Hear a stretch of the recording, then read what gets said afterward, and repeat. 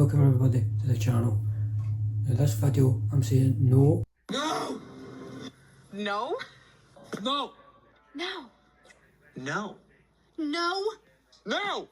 No! No. You don't need a lot of money to start reselling. Take a look at these things here that I've seen people trying to sell. These are from Vinted. Look at the state of these.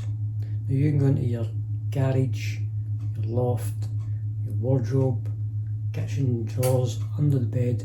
You'll find 3 or 4 better things than these, and you can list them and start your reselling journey.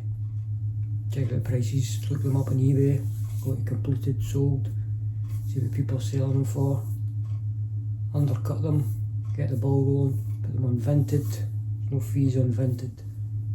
Once you start selling a few things, you get addicted.